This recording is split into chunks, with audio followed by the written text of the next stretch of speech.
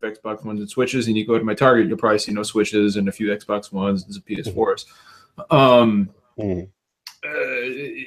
You know, I mean, according to Adobe, the Nintendo Switch won Black Friday. That doesn't mean a whole lot because it's just you know they don't have all the data. But all right, stop talking. It's live. We go smooth on it, baby. Keep going. No, stop talking right now. Trust me, this is part of a topic. Let it go. Let it go. No, the reason why I want it smooth. The reason why I want it smooth because I want Lord Negative's his prediction, what he thinks. We're gonna get that later, but hi guys, we're live. And he tried to slide it in on the new Ryan Reynolds because when I looked down at the picture, I was like, oh sweat, I said Ryan Reynolds was in a party? What the hell is going on here? You're out of control. We're gonna start this day. We're gonna start this. We got Deadpool up in here.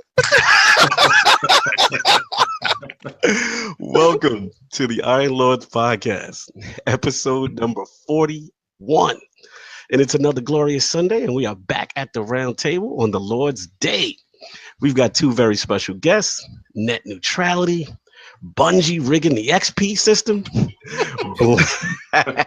Black Friday, and Switch third party to discuss. So we're going to get right into it. I want to introduce a Lord whose content I first came across through my good friends over at Brat Podcast. This Lord is one of the most thought-provoking and passionate members of our gaming community, yet at the same time respected by those who actually matter in the industry. While some may be intimidated with the intensity of his opinions, this Lord is always willing to engage in a civil debate and low-key has some of the most hilarious voice impersonations in the game. Introducing the host of the Super Deformed Games Cast, the former Marine and protector of the filthy neutrals, aka the normal gamers. Welcoming into the realm of the Lords, my man, Lord John Negative. How are you doing, sir? You know, up until neutrals, I was like, he's not talking about me. He's talking about me. Holy shit. You're the protector of the neutrals. You know what's funny about that is that term, Sam will tell you, that term was actually started by a bunch of fanboys, directed at me. Yep. So whenever you see the term neutral on Twitter, and it's everywhere now, and I prefer the word normal. Yes. AKA the normal game. The normal people who don't give a shit about any of that. Dude, that was a hell of an introduction. That was incredible. Thank you. You're welcome. Absolute pleasure to have you. No, dude, I love his amiibos. Yes. Oh no, yeah, I got a collection back there, man. I've got other shelves in here that are full that you can't see. Also, I love that. But no, dude, it's great to be here, man. I'm a big fan of what you guys do, and I'm ready to get into it, man. Much appreciated, man. Long overdue. Glad to have you. And of course, we have a Lord who's always been a friend to the round table. This Lord is one of the best young writers in the game, fellow tech geek, and was an absolute pleasure to finally meet in the flesh at E3 2017.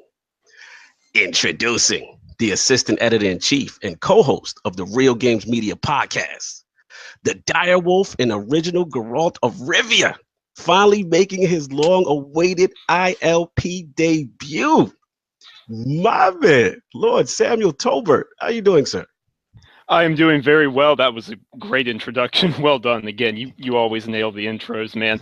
It's good to be here. I love what you guys do. You're real. You keep it real. Let's just dive in. Start chewing on these topics, yeah? Absolutely, man. Absolute pleasure, man. We got to kick it via the Xbox move. I think he was over at Super Lucky's Tale. I remember that time.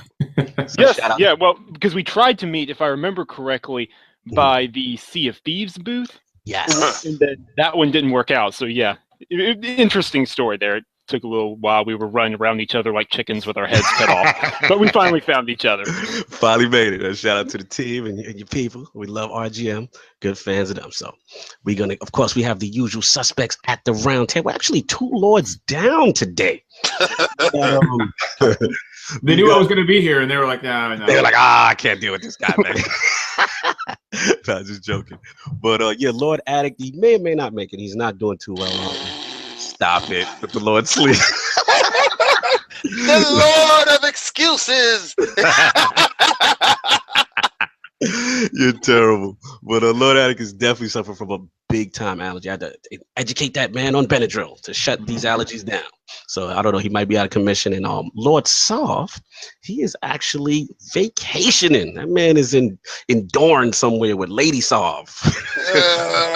Vacationing on the islands, palm trees and drinks in hand. Take an hour out. Put your headphones in your phone and let's go. No excuses, baby. No excuses. So we missing my brother from another mother in the technical gaming lord, but of course we have the excess gamer.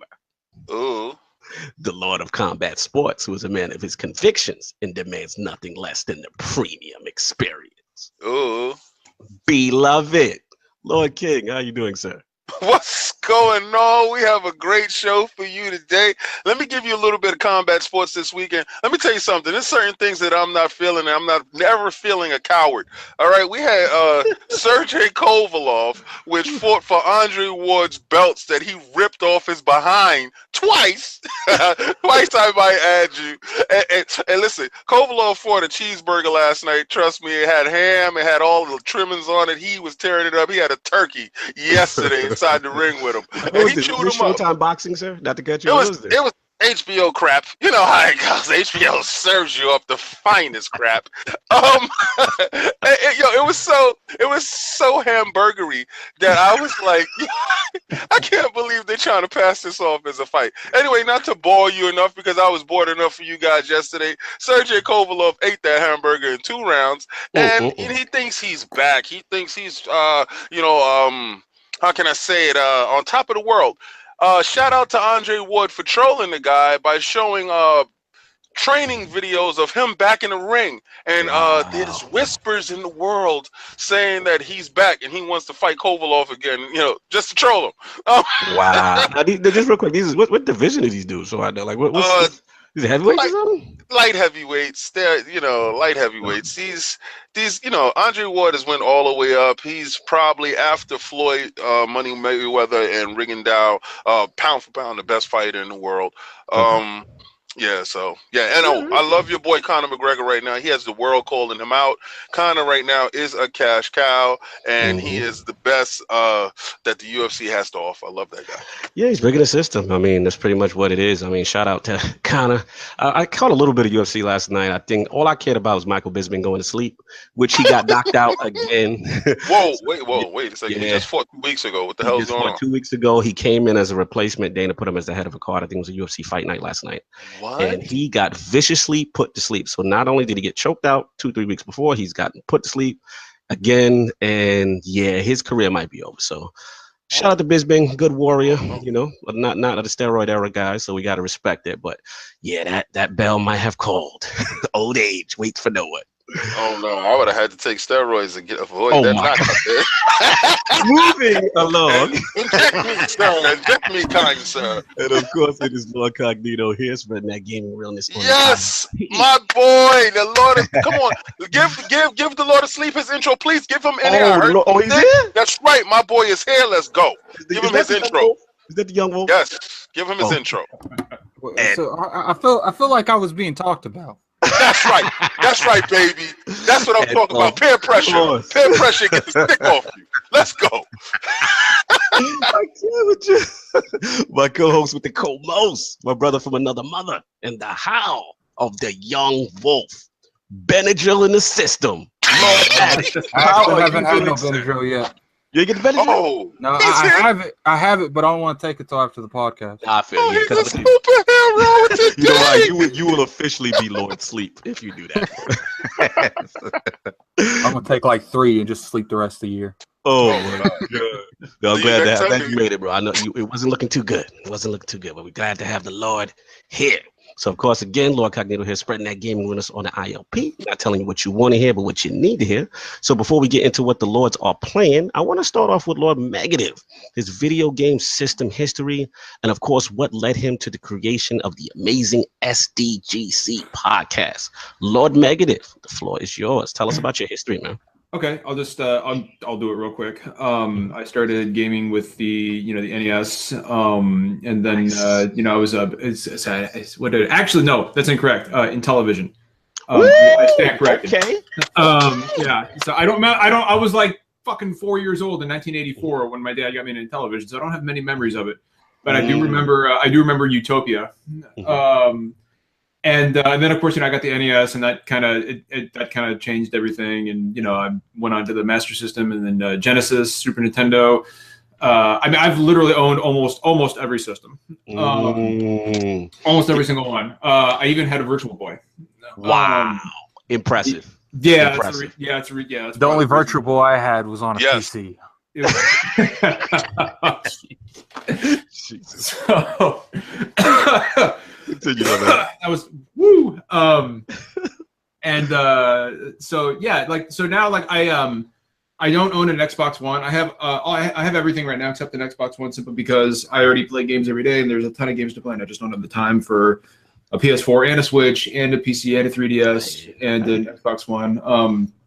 So I mistakenly get labeled as a PlayStation fanboy, which, as Sam will tell you, is hilarious, because I like the Switch a lot better than the PS4.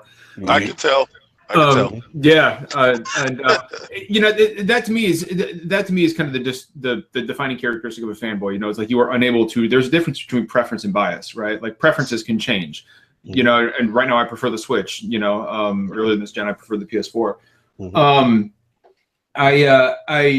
I started the Super Deformed Gamescast because, and of course, Super Deformed is a reference to the Super Deformed characters of Super Nintendo RPGs like Final Fantasy. I was just about to ask you that. I'm glad you broke that down, because I wanted to get the whole science behind the name. Cool. Yeah. Yes. I've had a few people ask me, like, what does that mean? And I'm like, okay, well, it means this. So I'm glad that you had caught on to that. Yes. But I started that simply because I just wanted a group of people to talk games with. That's it. And Nice. Now it's come to the point where I was on a panel about hatred in the gaming community at PAX East. We got our media credentials. Nice.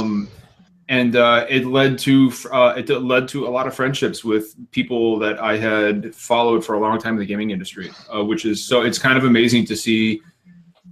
It literally just started in my basement here, and it's kind of amazing to see what's happened with it and how it's grown. Yeah, man. So yeah, it's awesome. I mean, we're still small, but then again, I don't want to be like, PewDiePie levels of popular, because we've got a very, very passionate, localized audience who comes into our chat every week, and there's no bullshit, there's no toxicity. People just come in there and they know that they will, one, get the truth, and two, they won't get any fanboy bullshit. Listen, we appreciate you, man. And at the end of the day, like I said, it doesn't matter about the size, about what you're talking about, and definitely respect that. I was seeing a lot of your interviews. I also wanted to shout out you were at, I think, call me if it was PAX or some gaming show, and PAX you had. Yes, and you had one of the devs from Blaster Master Zero, which is one of my favorite Switch games. I was really impressed. I like this. Blaster Master was awesome. We got to interview him, and we got to interview the lead dev for Shovel Knight, and a bunch of other really cool titles. We got to talk to some people from Devolver, which was really cool. And if you tune into our show, which I'll give a shameless plug here, which please plug, sir. SDGC goes live every Thursday night at 9 p.m. Eastern. We've had people, just a few of the guests we've had on people from Naughty Dog, people from Housemarque. We've had on, if you guys watch Easy Allies, we've had Kyle Bossman and Mike Huber on. Yes. Jason Schreier. Susan Arndt, Mike Laidlaw. Poke your chest out, Lord Negative. Talk that talk. We've had Mike Laidlaw, who was the creative director of Dragon Age. So yeah, we've had Mike Huber's going to be on here again in a few weeks. Nice. That'll be his 5th time on the podcast. Nice. So yeah, if you guys want some good gaming talk and no bullshit, just go subscribe to our channel. We'd appreciate that. Much appreciated. And I want to shout out to you guys. Matt Piscatella is on your show a lot, and I like to tune in for that when you guys do the MPD. Also, great stuff, education. You get to learn a lot, especially trends in the industry, and it's as far as how things are selling and digital and stuff. So it's really cool. Really appreciate what you're doing out there. I appreciate that, man. No doubt. And of course, Lord Tolbert's in the building, his first time on the show. So we got a little recap of him, a little where he started, and with his video game history, young buck, and what led him over to Real Games Media. Okay, well, let's see if I can give a really, really condensed version really quick then. I started gaming pretty much as soon as, or maybe even before I could walk and talk. I was playing Age of Empires, I think, at my 5th birthday on my computer. Salute to Lord Talbot's parents. Salute to those parents. Right. Hey, that was my history. That was my history class for my first few years, right? Very formulative. That's probably where I get my love of RTS games from. Nice. And I fell in love with Age of Empires. Then it was Civilization. Then it was whatever free stuff I could run on the computer. Civilization's my shit. Right, and then Civilization 2 was brutal. That was no joke, even on the easier difficulties. And then my first console was an original Xbox. First game I ever played on it was Battlefront 2, the original, not the EA money hogging version. Legit, Not the loot box special. with actual space battles and actual landing inside of enemy ships and Galactic Conquest. It was great stuff. Played that with my brothers. Then from there, of course, because it was an Xbox, that led to Halo, Republic Commando, and the rest is history. Playing Battlefront these days is pretty much playing the cliff notes of the old ones. Very shiny, polished cliff notes, right? Looks delicious to me. Looks delicious. Yes, because you like flashy things. Yeah, I do. Thank you so much. I appreciate it. You like dull things. Hey, hello. Continue, Lord Sam. No problem. And so RGM, let's see, it was about, wait a minute, it was actually a year ago, almost to this day, maybe a little bit more, I'm trying to remember, that I was in a party talking with Bella, who's one of my really, really, really good friends. We've known each other for a while now. And I was talking about being out of a job recently and that I was looking to do something with writing because I got beyond top marks in all my English classes. And she was like, well, have you considered any sort of games industry writing? I was like, yeah, but have you tried getting an internship at some of these places? You're lucky if they even throw a glance your way. And she's like, hold that thought. Give me a moment and I'll get back to you on that. Day later, I'm talking to Julius as well, who's another of the co-founders at RGM. So Julius. They start me off, I think, writing 1 or 2 articles every week, just some very low-level indie game reviews. And before I know it, I'm at E3 jumping around talking to developers like Don't Nod Entertainment, who are working on Vampire, Cyanide, a long way in just a few months. It was crazy. It was a little surreal. I'm still suffering a little whiplash, but it's awesome. Actually met, of course, Lord Cognito there, dancing around trying to find each other. That was great. You know, seeing all these incredible developers and publishers and everything they're working on. I got to see a private showing of Days Gone and some of the stuff going on there. It was interesting, you know, and just I could talk about all that all day, but I've gone a long way, and I'm sure I've got a long way to go, but I'm loving it. I enjoy it. I have a passion for the industry. There is a lesson. There is a lesson here. There's a lesson here, and this is the lesson. Both Sam and myself, the reality is we are reasoned, mature individuals who just want to talk games. I am harsh with my opinions, but I am not cruel with my opinions. Sam is a very mature, reasonable individual who is level-headed and speaks intelligently and plainly. And this is the reason that developers and journalists engage with us and not with others sections of the fan base. So pretty much, let me state. So please, I'm the equivalent of you to this podcast, and Sam's the equivalent to Cognito of that podcast. You are not level-headed. You're not equivalent. Oh my God! Stop equalizing yourself to other people. You're you. David's just the mascot. I'm done. Continue, Lord. But you noticed the show was going on without you, right? It's just, fanboys from every side of from every walk of life, from whatever, no matter what console they are. Why doesn't so and so engage with me, and why does so and so get? This is why. Yeah. This is why people want to have, especially people in the industry, want to have intelligent conversations. They don't want to shout at each other. Absolutely. So if you want to get recognized by people that you are fans of in the industry, just be kind. Be kind. I mean, I valid points, and I think you just nailed it, Lord Megadeth. I mean, that's why, like I said, here at the Iron Lord Podcast, we definitely try to promote that atmosphere. We want to be kind to each other. We want to respect each other. We keep the language to a minimum. We don't want to offend too many people, but we're going to have fun.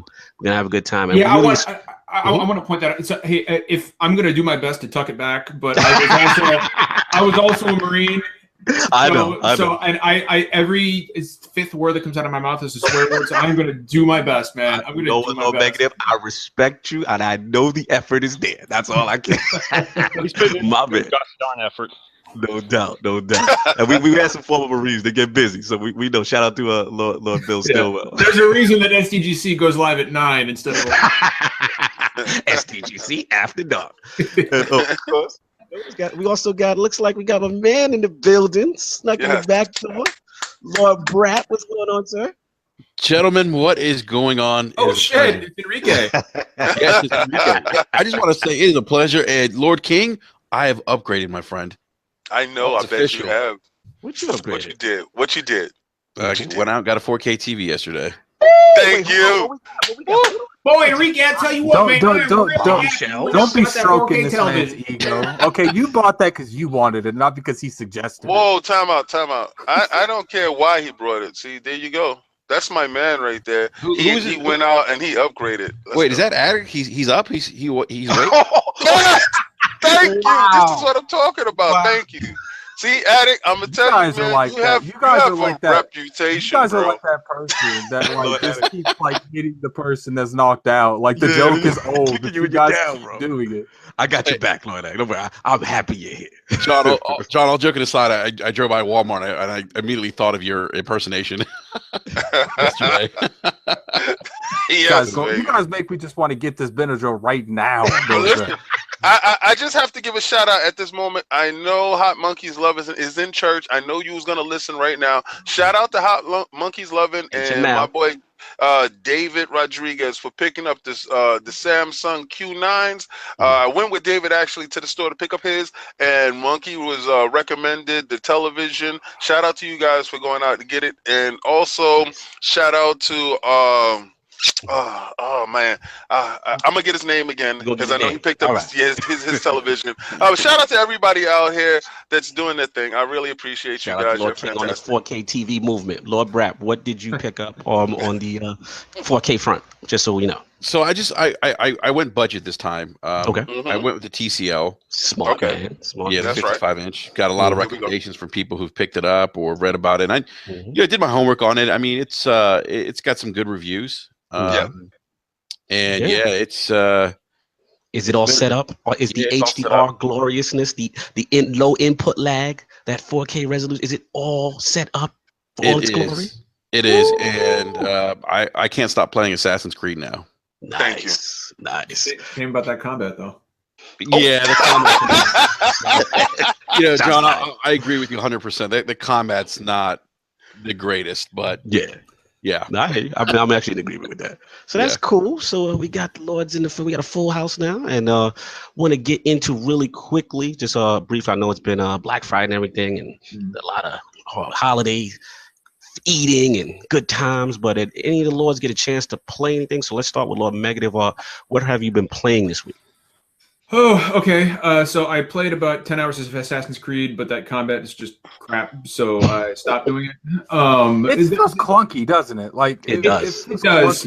But then again, like Sam and Enrique will tell you, I'm a Dark Souls purist. So and blood. So I'm a Souls guy. So if there is Souls similar combat in a game, I'm going to hold it up to Dark Souls or Bloodborne. And most games just can't hold the candle to that. Yeah. So I have been playing Fire Emblem Warriors. I'm about 20 hours into that. I'm really enjoying it.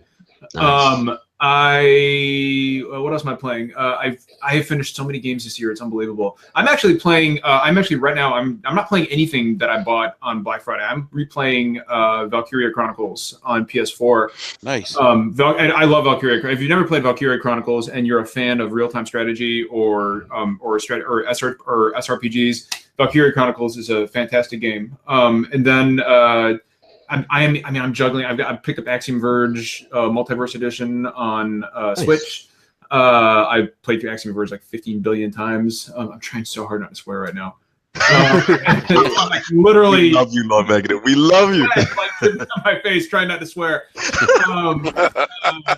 I am juggling, and that is what the beauty and the curse of 2017 is, that there are so many great games that have come out this year. It is almost impossible. I just in October I finished Evil Within 2, Wolfenstein 2, Destiny 2, I mean, it's unbelievable how many good games there are. And then, of course, in a week we have Xenoblade Chronicles 2 comes out, and that will be the entirety of my December probably. Yeah. Nice. Good lineup, man. I like what you're doing out there, Lord Sam. What have you been playing this week? Oh, good Lord.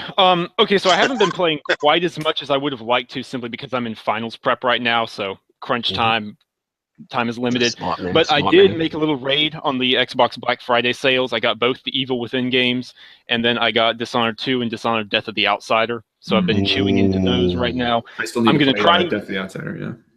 Yeah, and I'm going to try and get a review of the Evil Within 2 up. No promises. Sometime maybe next week when I finish that one. I'm loving the first one right now, though.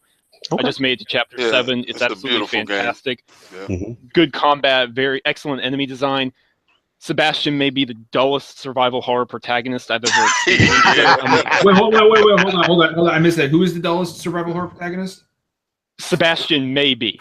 Oh, no, you're absolutely, yeah. Like, I love Sebastian's reactions. Like, in the first Evil Within, like, something horrific will happen. And he'll say, like, right. We must be losing our minds. And I'm like, or you've got this 6-armed, stringy-haired ghost girl chasing after you. He's like, something's wrong with this place. Yeah, no kidding, Sherlock. You the violin for the next brilliant deduction. I mean, come on. Something's really like there could be like a corpse growing out of another corpse chasing him down a hallway, and he's like, "There's something seriously wrong with this place." Yeah, Lord. I say that, but like I just want to. This is a scene that almost nobody will see in the Evil Within 2. It's incredibly well hidden, but there's one scene you've got to go like there's like 30 minutes of backtracking to get to it. This is just to get to Sam's point. But these guys know how to put humor in their games too. There's a scene like you go back to O'Neill and he says, "I'm not going out there. It's evil out there." And then Sebastian says, "Yeah, but there's evil within too." And then and then they break the fourth wall and they both look at the player like this. No. And then the game had a bunch of fun with that. It's wonderful. Hilarious. That's good. Hilarious. But yeah, so I've been digging my teeth into those. I'm really looking forward to getting to the second one because I'm a huge fan of survival horror. I'm also loving Dishonored 2. It's everything I loved about the first one, and then it's perfected. Arcane are some of the best level designers I'm aware of. They know how to make players want to use their powers, want to explore. They know how to make a good movement system. So yeah, I could sing the praises of that game all day. Nice. I've also been playing quite a bit of Total War Warhammer 2 because the Mortal Empires update just came out, so that's been a lot of fun just seeing thousands upon thousands of mythical soldiers blasting each other to pieces. It's good for stress relief, you know. Yeah. Real quick, Lord Anchorman in the chat asked, "How old is this Lord Sam guy?" He said, "Is he a young buck of the Lord?" Lord Anchorman's in the chat. I'm 21. I mean, technically, if anybody's the young wolf, it's Sam. Yeah, he's got you beat, Lord Addict. He's the younger wolf, the youngest wolf. He's a new pup on the block. The youngest new pup on the block. It's whatever. You can have that. I mean, do I need to sign anything? Where do I need to sign? I'll get the statement from the court later on. No. But yeah, those are the major games I've been playing right now. I recently got 1,000 out of 1,000 in Shadow of War. Really enjoyed that. Wow. That is a premium game on the X. Like you can play it on any other console, on even the PS4 Pro, and then play it on the X, and you can tell where the work was really put in. And the best thing about it is it's a good game. Yeah, it's good. The combat is great. I love it. There's some interesting story twists in the third act. Had a lot of fun with that. I've also been suffering through Cuphead. I'm almost done with Cuphead. No, I'm having a lot of fun. Don't get me wrong. It's a blast. It's just, if you don't get the patterns down, these bosses are brutal. They will chew you up and they'll spit you out. But I only have a few left. I've only got a couple left, I think, based off of where I am so far. So, and that's pretty much it. Cool, man. Cool. Lord Solve is that? Yeah, you see, this is what I'm talking about. You understand when the call goes out, vacationing from Aruba. When the call goes out, the Lords show up. Thank you. My ear started ringing. Is that a shot towards me? Robotic. Am I coming in robotic? You sound fine. Good. Is he at the Macy's Day Parade? What's going on? I'm in a mall in Ponce, Puerto Rico, and it's Christmas time, so you know it's always a party. It's always a party going on. Are they handing out cookies? Are they handing that out? Not quite yet. Give it another hour or so, yeah, and it'll be going down. Lord Saab, your neck is very sparkling right now. You're giving us a Yes. great view. Oh, hold on. There you go. Hold There on. you go. Yeah. See that face. There we go. Well, man, appreciate you, bro. I didn't think we'd hear from you, but it's always good to have Yeah, Saab, man. the most technical gaming lord in the building. I heard my ears ringing. I heard my ears ringing, and I had he heard me shout him out. Here we go, baby. You got the Coquille in hand? What's going on? What we got? Nah, it's too early for that, man. But in a little while, don't worry about that. Okay. We're glad to have you for as much as we can have you. A few minutes, yeah, because it's a little crazy over here. So I just want to jump in and say what's up to the guys. No doubt. Yeah. So what are we talking about right now? What's the topic? We're just doing intros, man. We got Brap in the building. We finished up what the Lords are playing, and we're gonna touch that net neutrality. We're gonna touch that. Oh man. So first of all, yeah, a lot of love to Mr. Negative, Brap. Who else is on today? We got Sam from RGM. Yeah. What's up, guys? What's going on? What's up, man?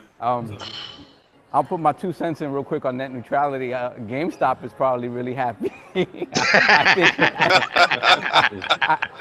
I think all of those physical sales are going to start skyrocketing when people can't pay for internet. So it's going to be something. It's going to be for something. all of us who jumped in on the digital end. I mean, it's going to cost. If that happens to be the case, it's going to cost us. Yeah, absolutely. It's very, very scary times. As much as a lot of us fight for loot boxes and microtransactions. This is probably one of the most scary things that could possibly potentially affect gamers. So it's just something that we definitely wanted to bring to the light. And speaking of which, Lord Saab, we had last week's poll that was up, and the question was, with the removal of microtransactions from Star Wars Battlefront 2, EA has stated that they will return in the future and changes are made to the game. Is this acceptable? So the winner at 58% in a very emotional poll was the no. Keep those damn microtransactions out of the game. I think I agree. Like if you removed them already, no, you have to figure it out without it. I think EA. I'm gonna use my favorite word, egregious. They've been the ones that have been most egregious about how they implement them. I think Activision, if you look at Call of Duty, and even if you look at the sneaky stuff they did with Destiny, like in terms of like progression and stuff like that in XP, they're trying to figure out sneaky ways of getting it around the gamer. It's just the truth about it. Like it's not something. It's something you got to try to hide as best you can. And EA has not been good about that. They've been like, you know what, this is what it is, and you got to hold that. And people spoke with their wallets, and it's not going down. So I don't think for that game in particular, you don't bring that back. Yeah. So coming in at second place at 32% was the yes group. It's the microtransactions was way overblown, and at third place in shallow 10%, those shallow 10% guys. They said, when can they get their premium Darth Vader, though? That was me. That was Lord King of the Shallow group. The Lord of the Shallow, yes. That was me.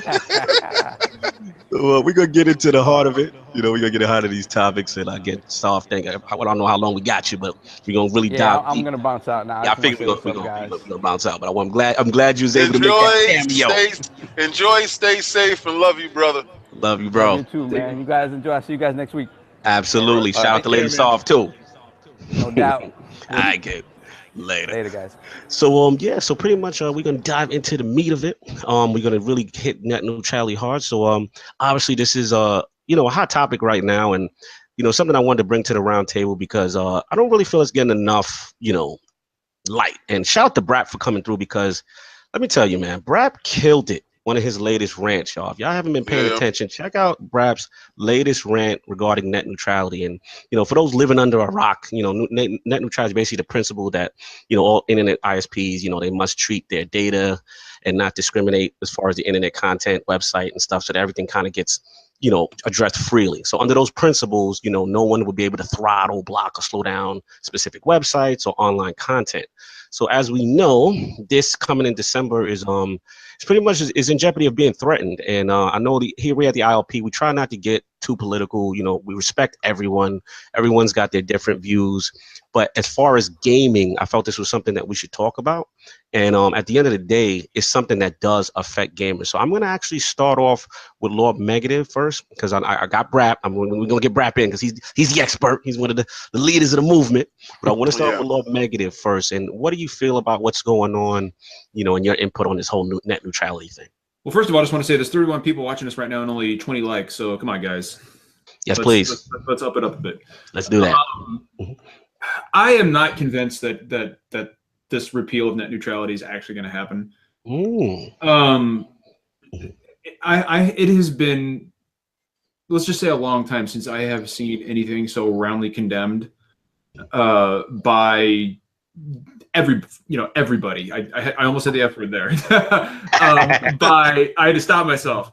It has been years since I've seen something so roundly condemned by everybody. And interestingly enough, in a year in 2017 where people are so divided in this country, between the right and the left, like, this is the one thing that seems to be bringing everybody together is their mutual disdain and unhappiness about the repeal of net neutrality. And let's face it, if net neutrality goes away, I mean, that's bad for everybody. I mean, and people don't really understand what that means, Yes. So if you don't know what net neutrality is, basically, this is the First Amendment of the internet, basically.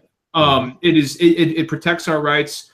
It keeps conglomerates like Comcast, for example. We all know how bad Comcast is. Yes, sir. We started on them. It keeps Comcast, for example, from reducing the bandwidth for your Netflix in order to promote their own streaming service. With net neutrality gone, Comcast, for example, can charge your ISP more to access one website as opposed to another. They can block websites completely on a whim if they want to, and there's absolutely nothing you can do about any of this. And Comcast, companies like Comcast are already bad enough. They've already got more than enough power because in many swaths of the country like mine, they are the sole option you have for internet and cable services. So dealing with these people it's already bad enough. But if net neutrality goes away, I mean, honestly, these companies, not just these companies, but like companies like Verizon and cell phone companies, they can charge whatever they want for internet access. There is no flat rate anymore. That's gone. And I am not convinced that it's actually going to happen because it is so roundly unpopular. And if it does happen, there will be a blowback like you have never seen. Exactly. I mean, I hope you're right, man, because I hope I am too. I mean, that might just be what little hope I have left after 2007. Please, you've taken 2017. You've taken please don't take this. Come on. I feel you. Bad enough we got Trump in the White House. Please don't let it end like this. The part that go ahead. The part that kills me about this whole net neutrality thing is, like, I don't understand how a situation is being brought back up that you have these ISPs like saying they, like the only definition to not do it is, oh, we won't do it, we promise. Like, I don't even understand why this is being brought up. It means nothing. I don't even understand why this is being brought up. Like, why is this even an issue? like money. People, that's what I'm saying. People are putting some serious money behind this to get this. If people are putting up this kind of money to even have this brought up, it's with bad intentions. I hate to interject. Lord Eggman has a question for Lord King. He said that this shouldn't be an issue with you, Lord King, for paying more for premium internet. It wouldn't be an issue for the 1%, but let me explain how it is an issue for all. When net neutrality was first imposed in Obama, I don't want to get into the whole political stuff. Keep the politics out of it. Do it. But when he championed that and that was signed and that was put in, that was a safeguard against what was going to happen and what was happening, the practices that was happening. If you notice that you started getting lower cell phone bills. They had to do this whole unlimited thing, and it got a little bit better as far as your wallet went. Go ahead. it pretty much like made like all the other, you know, your power bill, all these people have to follow a guideline, and all that. Right. All net neutrality did is it made them follow internet as the same guideline. Right. It made everybody play nice. Now, when it comes to your wallet, and this is what my fear is. Okay, and we should be afraid for the video games, right? But I buy physical as well as digital. All right. So the fear is in the digital realm, but my fear is back to the cell phones. Once it gets to the point where they say, okay, well, the restraints is off of us, then we can go back to these crazy prices when you were paying, you know, $400 for 2 cell phones before. Remember, that was a reality before. Now your bills have lowered. They will skyrocket right back up because they will be able to enforce a certain bandwidth on you. And when and those scary tiers. Tier this. Right. Shout out to Lord Brat with the dude bro tier might show up possibly. Yeah. for your 4K speeds. And you know what's funny is people that have contracts, like those contracts will expire eventually. Like just because you sign into a fixed price don't mean that contract will last the rest of your life. So I don't want to understate the danger of taking net neutrality away, but at the same time, I also think there's a danger in overstating what will happen. Do I think it's the end of the internet as we know it? Do I think it's the internet apocalypse? No, probably not. My concern is just one, giving these 1 or 2 entities even more power than they already have over years.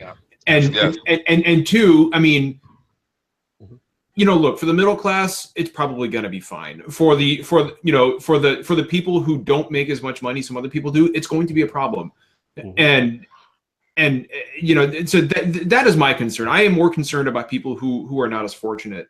When it comes down to it, you know, there's a lot of these people that, you know, they still have, when it comes to consumer friendly, they still like to be consumer friendly, but a lot of these companies, they're not the majority. They're not the Comcast. They're not the Verizons. These companies are going to find any way, and you know, we can't say for 100% that these companies are going to do us dirty, but it's like these companies haven't done anything in the past 10 years to show us that they wouldn't. I'll tell you what though, I'll tell you what though, if net neutrality goes away, this is a golden opportunity for some small service provider to be like, hey, we're not going to do any of this junk. Right. Be the people's champions. Exactly. Yeah. And so, you know, there's a sunny spot to every, at every storm cloud, but you know, I don't know, maybe that's just the hopeful part of me coming out again. No, where you coming from? Where you come from? I want to get Lord Sam on this. I want to get his viewpoint before I pass it over to Lord Brat. Everything that has been said here, you know, it's been said, and it's been said more eloquently than I can put it on a dime's notice. But I will say this: the fact is, it's easy to see the intent of many of these major conglomerates and companies when they're saying, we're not going to change anything. We're still committed to providing internet the exact same way. It's like saying, okay, we don't intend to murder anybody. Right. Okay, so we can keep murder illegal, right? That's still assault charges. That's all good. Oh, no, that law needs to go away. But we still don't intend to murder anybody. It doesn't make any sense. The very fact that you want it to go away at all shows what intent you have. Yes. No, absolutely. The moment a law is being looked at to be overturned that is anti-consumer, it's not a good thing. It's like I said earlier, it's got clear bad intentions. There's no way around it. It's got clear bad intentions. Regardless, it's like the gaming industry. You let them get away with a little bit, they keep inching their way back up the habitual line stepping. Yeah, and it's not just that. The biggest issue for me, at least, is the fact that I think John pointed this out as well. These companies are so close to monopolies or duopolies. Yes. Oh, they have monopolies. Yes. It's legal. They've made arrangements with the United States government over here. I don't know how it is in other countries. Like, they have legit monopolies, but they are completely legal because they have completely separated the entire country in districts. I mean, anytime the FCC comes out and says, "Well, here's the reason we're doing this," but the only response you need, and the reason that this is insidious, is just ask the question, why? Why get rid of it? Exactly. Why not leave it as is? Yeah. If it's not harming anything and you don't intend to change it, why does it need to go? Exactly. And the other thing that I don't think is also getting pointed out is that, if you want to play devil's advocate and you say, okay, well, if it goes through, what's the big deal? Open market, that kind of bit. There's a lot of areas where people don't necessarily have another good competition as far from an ISP perspective to switch to. That's half the nation. Yeah, exactly. Yeah. Wait, so I'm just going to speak for myself. When I first moved from, New York to Jersey City, and when I was stuck with Comcast, like I was trying to get out of that, there was no other competitive ISP that I could switch to. So I was kind of like forced to bend to their will until that kind of came about. And even so, then that was still kind of hard. So there's a lot of people in those situations where they really can't switch. The lines are kind of controlled by a bigger entity, kind of thing. So you got my area. Comcast is going to be the only provider for any time soon. Google, they're not coming around here. For the most part, they've slowed up on their production. They still build, but, they're not coming to a little area like mine. Mm-hmm. Verizon, they're here, but they don't have their Vios or anything here. Mm-hmm. So, they're mainly just a cell phone provider here. Mm-hmm. But, Comcast is it. It's all the all be all. And the funny part about that whole scenario is I'm pretty sure the reason that Comcast is the only person here is because probably Comcast is paid to be the only person here. Yeah, and it's like one of those things, like you said, Loatic. It's just like if you're upset with Comcast, where realistically can you go? Right? Like where's this competitive market? We're gonna go to Dish. Exactly. So I want to get Lord Brapp in here because he is the man right now. Like let me get my popcorn. Yes, I listened to that rant, so let's go. It was one of the most beautiful, eloquent rants, and I really don't think you get enough credit for actually spearheading that movement, making gamers aware. Stop fighting over foolishness, fanboy stuff. Whose system is better. Let's talk about what's important. So, Lord Brapp, the floor is yours. Talk to us about this net neutrality thing, man. Yeah, no, I've been very outspoken about this because I've seen people argue over. I'm seeing it with Black Friday sales now. I'm seeing it, with over plastic boxes, over resolution, and I'm like, guys, this is, take all that negative energy and channel it towards something positive like this. Like, pay attention. And I said this on my podcast. I said, there's no coincidence that this vote is taking place December 14th. Yep. Mm-hmm. Talk about that. Mm-hmm. Because everyone right now is focused on shopping, holidays. We're distracted. Yeah, we're distracted. So I think the last one was took around this place too. Oh, was it? I think when it was enforced, it was took around this time too. Okay. Yeah, but I'm not surprised. I mean, I'm not surprised they're doing this time of year, and that's why we have to pay attention to what's going on. Because, like everyone has said on this podcast, and I agree with you, John. I don't think it's the death of the internet, or this is the internet apocalypse. But I do think this is going to have a negative impact, not just on consumers, but on possible internet startups. Yeah. Yes. Look. Comcast goes out on Twitter and I hammer them because they're like, "Oh, we're not going to throttle anyone." I'm like, "Yes, you guys are." If you have to come out and say it so strongly, then yeah, you probably will. Yeah, exactly. And the thing is, they already have. They've already have. Yeah. Yeah, they did it to Netflix in 2014. Netflix had to pay Comcast extra money. The sum of the amount wasn't ever disclosed. I just feel like that should be illegal. Like that's blackmail, pretty much. It is illegal. Blackmail. It's illegal right now until they change the regulation. And then when neutrality goes, it makes blackmail illegal. And the funny thing about it is when you look at it from a perspective, people are just looking at it from like, the internet provider perspective. It goes bigger than that. Let's say that, Comcast is being hit up by Sony. Is like, we don't like Microsoft. Put them in the slow lane. And Microsoft got to pay some money to get in that fast lane again. Guess who they're going to put that cost to? They ain't taking it. They're going to increase the cost of Xbox Live or increase the cost of Game Pass, something to accommodate that money they just dished out to Comcast. Yeah.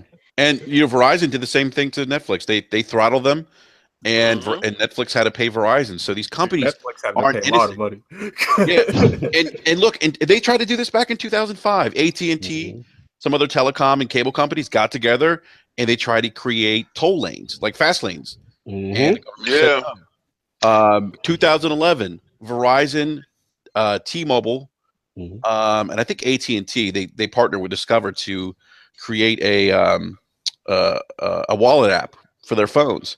And at that point, Google had already released Google Wallet.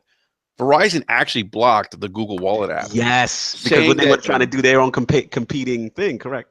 Exactly. So these companies have a history of doing this, which is why it's so important for us to seriously. I mean, I've called my local Congress representative, my congressman, voicing my my displeasure against the possible them possibly overturning net neutrality.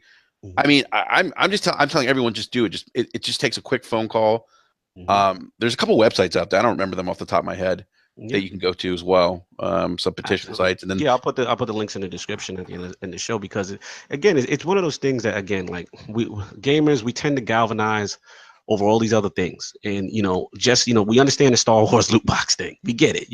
We understand microtransactions. We get it. But the way I look at it, and Lord Brad, you made some great points. Is just like, especially in this era of 4K gaming and the Xbox One X and huge downloads.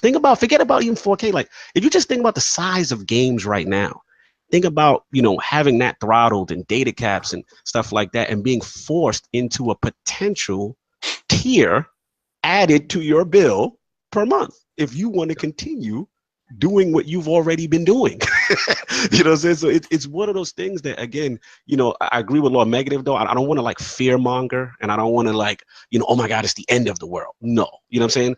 Business will go on, things will still continue, but there might be changes that affect you as a gamer. And this is something that we definitely need to bring to light. And I really appreciate what SDGC and BRAP are doing with this, because, this is the things we need to be talking about, right? Like, these are the things that need to be put a light on and stop focusing on foolishness.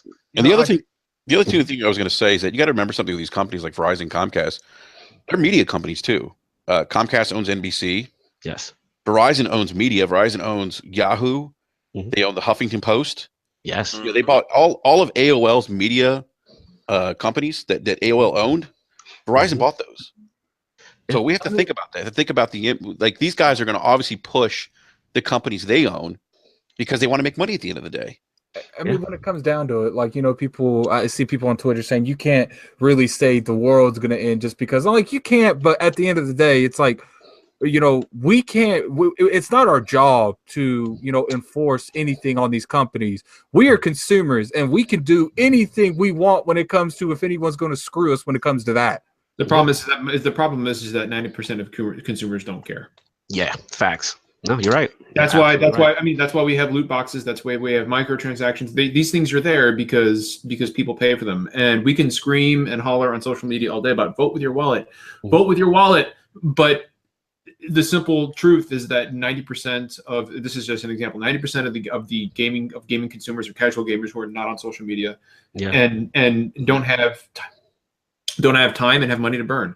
That's why that's why this stuff is here, and that's why net neutrality is in danger of going away, is because people are either uninformed or they just don't care. And they don't care. They say, okay, well, I'll pay a few extra dollars, whatever, it's not a big deal. And you can't even really like blame the customers these days, because like when it comes down to it, there's a good amount of casuals that was born into this stuff. Like, they don't know anything different. They've been around with the loot boxes when they started gaming when they were 13, 14. Loot boxes was well in its way already, and that's all they know.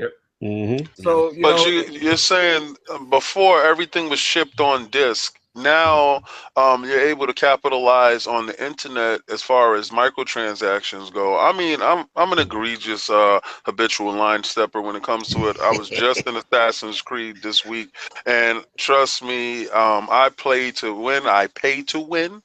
And not shallow. My man. Listen, I'm not gonna lie. If I like the game, I'm gonna be in that store to getting that exclusive costume and getting that exclusive horse. And I've done it. I mean, it is a gift and a curse, but I don't want it to be forced upon us at this period of time. You know, I have a choice. I make a choice. I don't want, see, Lord Requendale in Las Vegas, he has a data cap. Right, so he pays a certain amount of money for X amount of data, and for more data, you have to pay $10 or $20 more. Wow. Now, I know for a fact that his will go up as soon as this law is abolished. All right, they're gonna be like, well, remember that $10? It is $25 now, and Dude, bro, tier. Hi, do the voice, Lord Brap. Do the voice. Dude, bro, tier. It's not fear mongering. It's making people aware, and a lot of people that are active on Twitter and Instagram and Facebook, we are the voices for those people who aren't aware. Because I spoke to a couple of people that had no idea that they were doing this. No idea. People have no idea what's going on. And it's like Lord Brap said again, it's like the thief of the night. They're catching us when we're fat and happy. You know, yes. It's 40 people watching. Please hit those likes. Hit that like, y'all. Absolutely. Absolutely. We talking truth out here. And you know what's crazy though? I just want to say one more thing about this. Go for it. There's 22 million unique comments to the FCC about this. Majority of those comments are against the FCC overturning net neutrality. The FCC hasn't even read or even brought this up. Of course not. There's this much like outcry against them overturning net neutrality, which is really interesting, considering that there is I mean, despite like, you know, I've talked to people and because they don't care. You know, we talked to people who aren't aware of it, but there is I think a considerable amount of people that are against this. I mean, the media's covering it now. There's been a lot of articles about this. So I see this thing gaining traction. That's why I'm not convinced it's actually going to happen. Lord Megadeth, I really hope so, man. I hope so too. You're giving me hope, man. I really hope so. I really hope people are paying attention, because this is something that it's important, and especially as gamers, and this is a gaming platform, it affects us. So good stuff, lords. This is real good. Move on if anyone has anything else left to exhaust on net neutrality. It's a depressing and we're gonna move on to our good friends at Bungie. Oh God! Speaking of net neutrality, I've got some hot takes here. Let me take a shot. Get your shots, get your drinks ready, because our good friends over at Bungie, and as you know, Iron Lord Podcast originally started as a Destiny-only podcast, and unfortunately, our good friends got their hands caught in the cookie jar. Apparently, Reddit user definitely did some algorithm work and found out that they were secretly throttling and reducing XP gains. And for those who don't know, when you play Destiny 2 and you get to level 20, you reach max cap. As you continue to do activities, you continue to level, and that bar then gives you this thing called a bright engram. The bright engram usually consists of a lot of things: mods, cosmetic stuff, emotes. There's so many things that this thing can happen. It can actually consist of, but it also is something that you can easily buy from the Eververse store, which is microtransactions in its finest. You can go over there, you know, for a smooth $5-10 and purchase yourself some silver and get you those things that you desire that haven't been coming in RNG. So, as this was brought to the attention of Reddit, it went pretty viral pretty fast, and a lot of the big people in the community who actually support the game. I want to shout out two people that I'm really good friends with. Fran Marabella, he was on it. Duggan, a couple of guys from IGN that I have great relationships with, you know, and they jumped on it immediately, and pretty much, you know, this, I want to say, pay to win, but influencing microtransactions by throttling your ability to grind the game. So as we found out, you know, literally a day later, Bungie released a statement, and it was kind of out of character because there's a big weekly Bungie update that they usually do. They actually created a statement like immediately in response to the backlash that they're receiving, and pretty much said that they are going to outline changes. This is going to be stopped immediately. this algorithm that was in place, and then next week they're going to detail some changes to community feedback and stuff like that. So I want to bring this to the round table. Now that Bungie's been caught, the hand caught in the cookie jar as far as this XP game, so what do we think about it? And since Lord Megadeth, you sound like you got some hot takes, let's start off. So I play a lot of Destiny. I played a lot of the first Destiny, and I play a lot of Destiny 2. While I agree that it's a scummy practice. I don't think this is the big deal that a lot of people think it is, for several reasons. One, look, I guarantee you that it's hilarious that they got caught, and their statement was beyond hilarious. Like, oh guys, we're so sorry. We had no idea. Like, come on. We didn't know it was somebody to put a 0 in the algorithm. These decimal places getting out of control. The Dewey Decimal System was out of whack, and but like at the same time, I guarantee you, like if you think for 1 second that there is not a game out there with microtransactions that does not have a similar system in place that has not been found yet, come on. You're right. You're right. So this is not unique to Bungie. They just got caught. But two, like, I would have a much bigger problem with this if the Eververse had the Eververse trading store had anything other than like meaningless skins and ships that do nothing. Or shaders, so I'm like, okay, like, yeah, it's lame, but whatever. I mean, there are other things I would rather Bungie focus on in Destiny 2 as far as that goes. Mm-hmm. So people can scream to the heavens and say, like, I can't believe you were trying to get me to buy shaders, like if there were like amazing exotic weapons in the Eververse that unbalanced. Like, I feel like the Battlefront 2 stuff was a much bigger deal. Yeah. And of course, the common thread that binds both of these issues together is gamers raised their voices about it, and both these things were changed. So in a way, I feel this is a positive situation because it proves that gamers have a voice, and people are finally starting to listen to the problems that gamers have with with these practices. And I am going to reserve judgment on the situation until next Wednesday, and we get some more input as to what they're going to do with the end to improve the end game, and the loot system and the progression system. That is what I am more concerned about. Amen on that. I'm with you on that. In Destiny 2, people.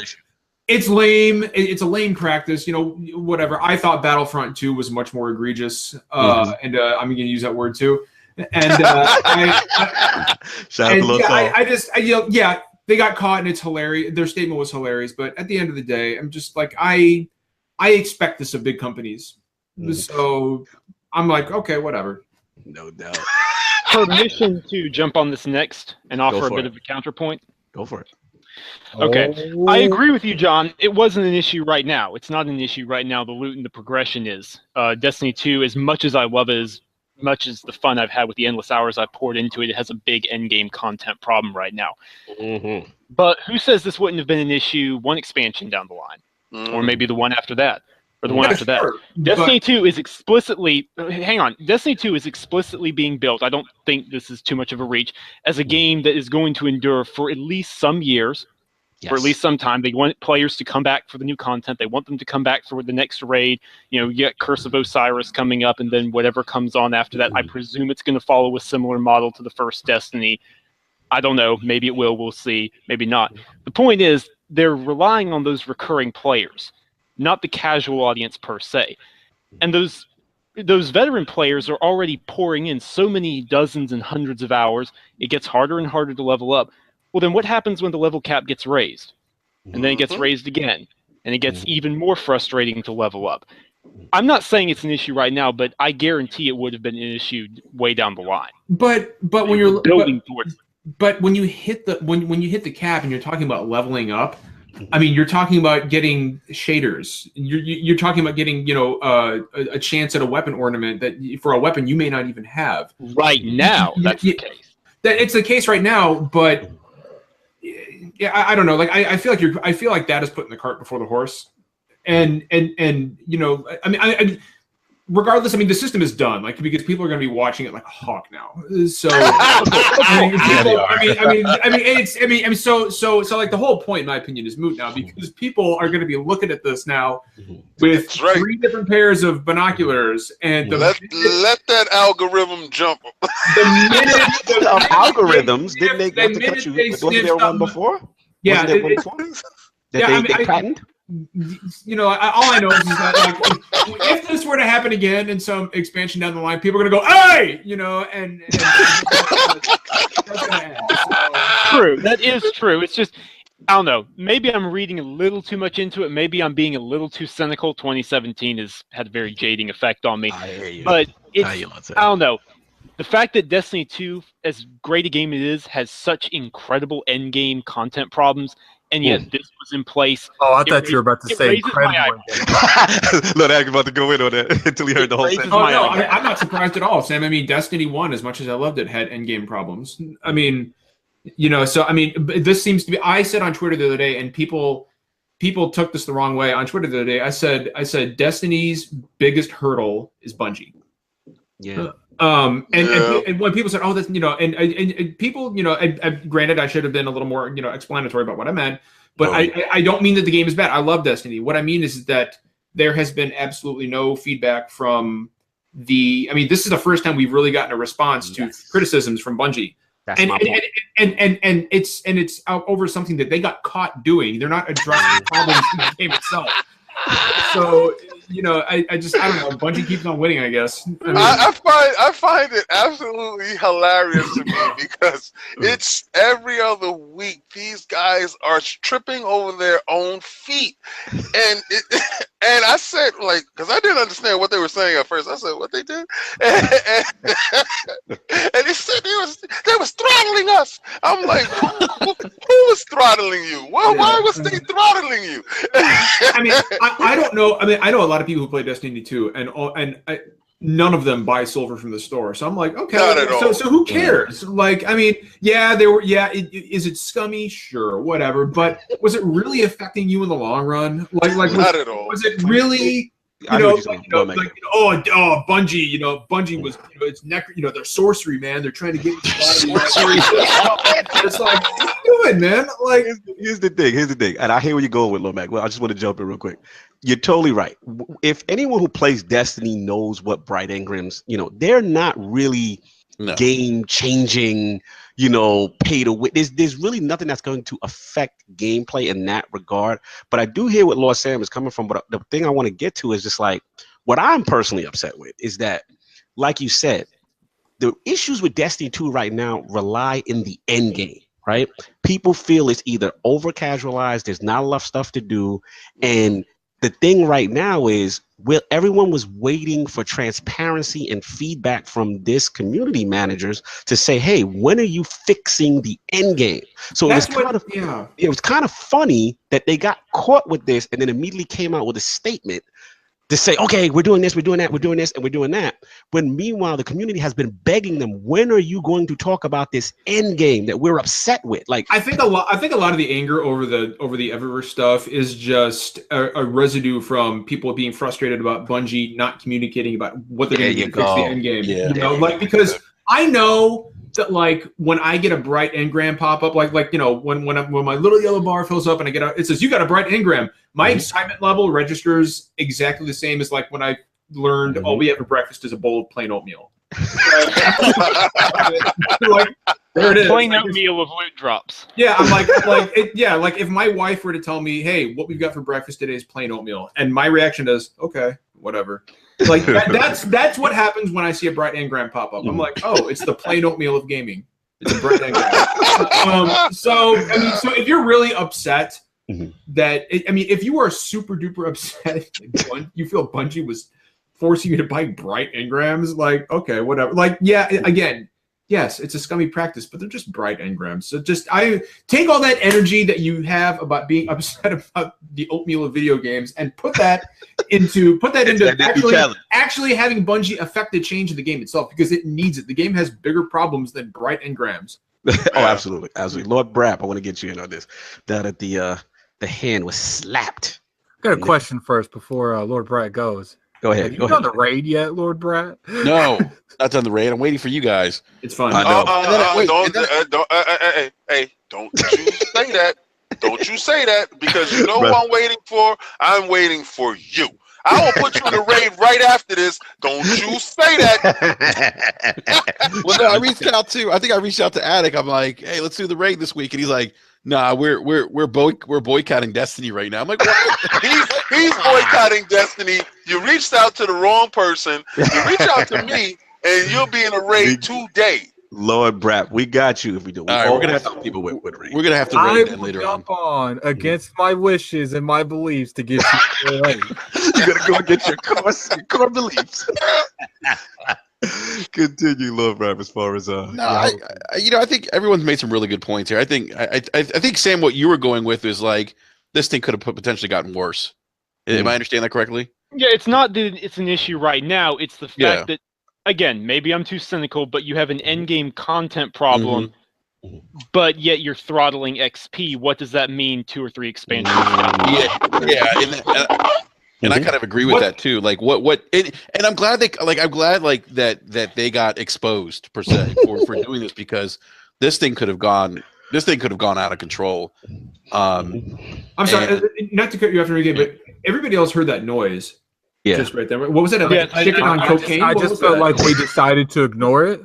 Yeah, we gonna act like that ain't happening because we didn't know what the. I didn't know. It sounded like someone was blowing balloons or something. I don't know. It sounded like someone was trying to rap. It sounded like a chicken just did a line of cocaine. Continue, Lord Rap, and excuse whatever that noise was. I do have concerns with these games that focus on player engagement. Like this stuff is something that and I'm glad the community spoke out against it. I think big picture, this is something that we have to be aware of. We have to, because I think like you were saying, Sam, like it may not happen in Destiny, but it could happen in another game where this could impact you actually getting the kind of weapons you want or the weapons you would use. And those things to me are things that worry me as a consumer, that these developers are taking advantage of people's time and money and doing things that necessarily aren't in the best interest of the consumer.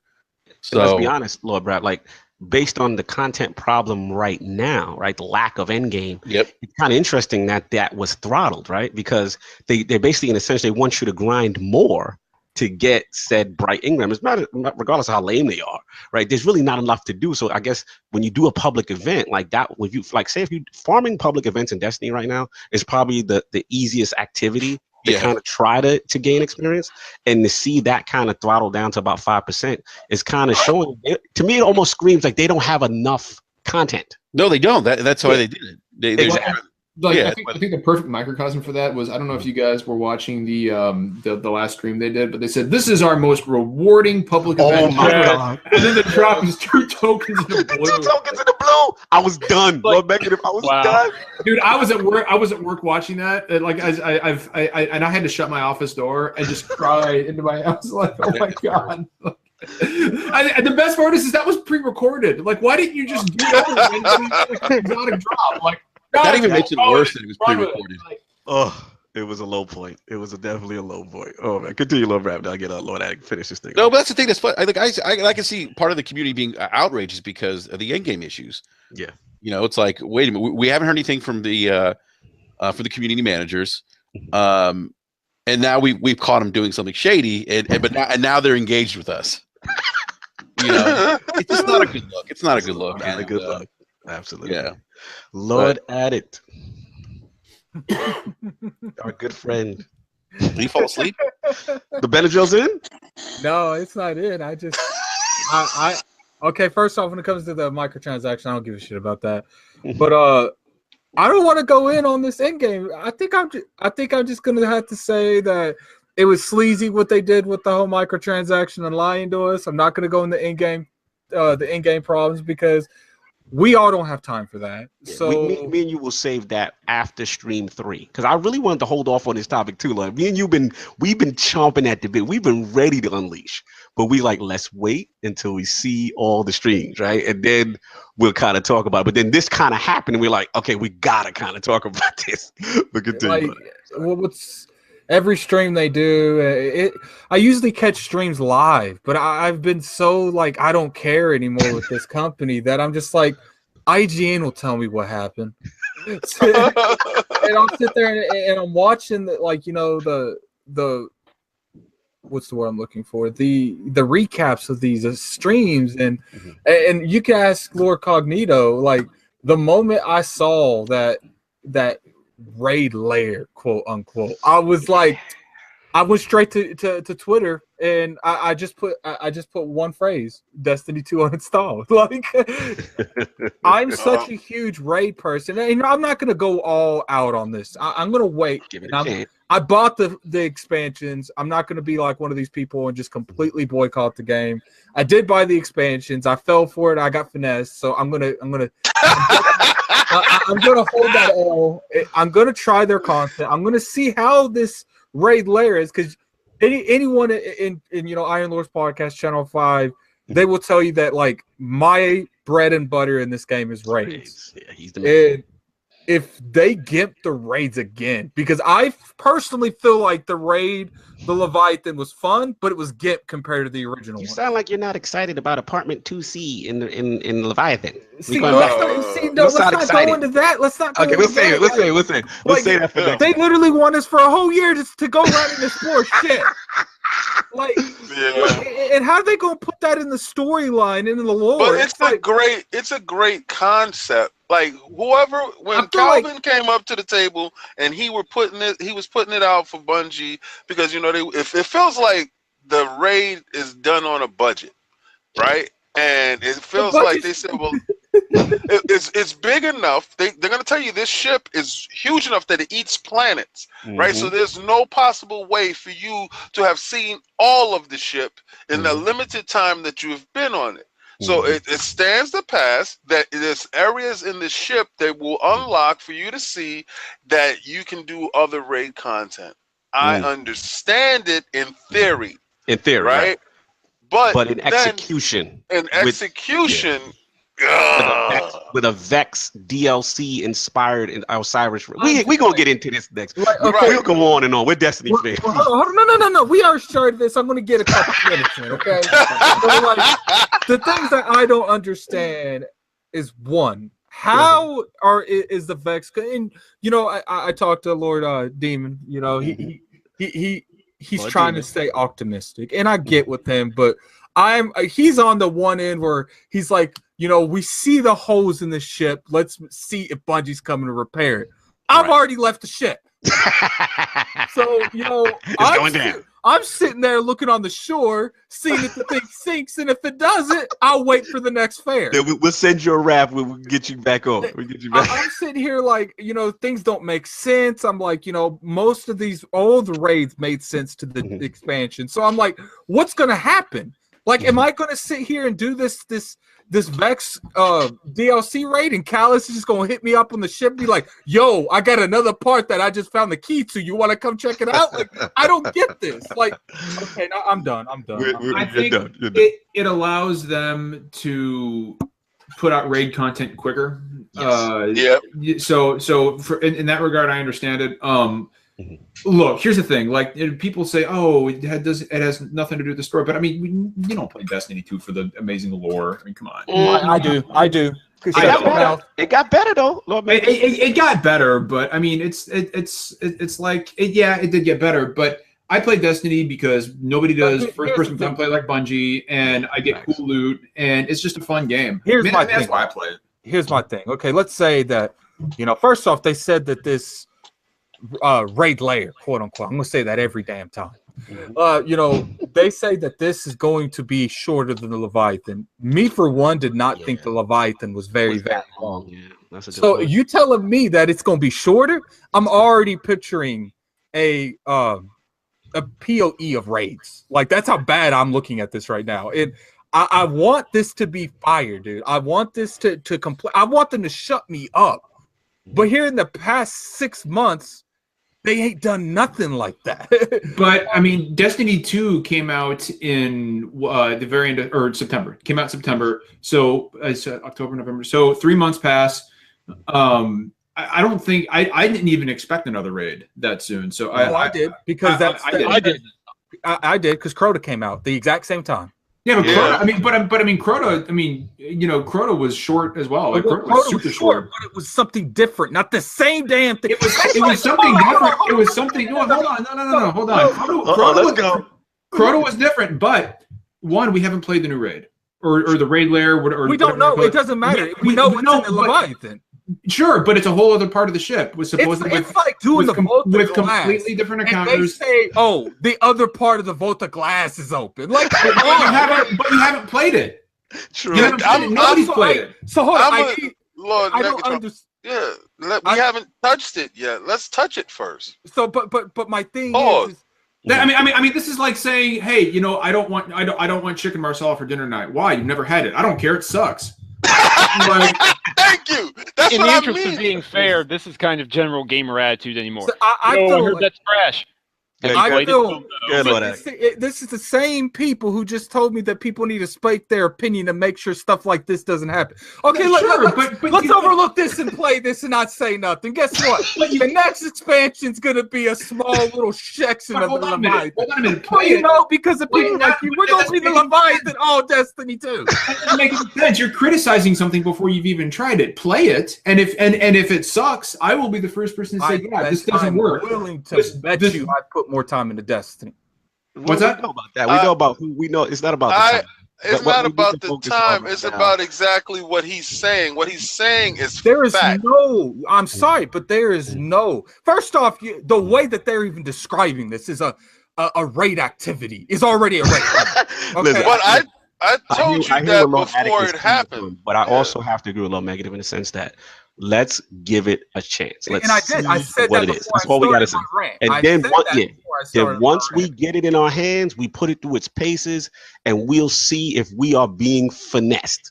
But I mean, there's no, you're not giving it a chance. I mean, there are strikes right now in the strike playlist, and I hope they give us reasons to replay those strikes.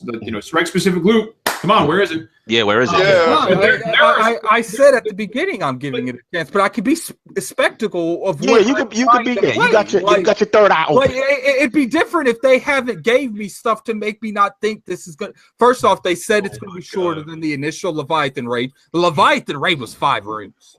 Mm-hmm.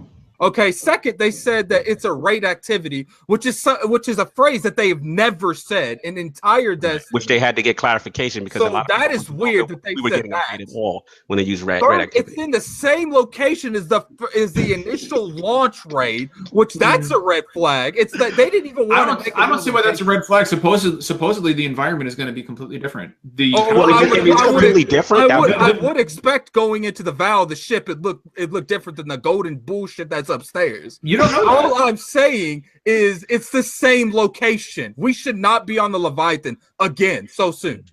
Okay. Why can't we go to the Dreadnought? Why can't we go anywhere else besides the place? Well, hold on a minute. You just criticized. Wait, hold on a minute.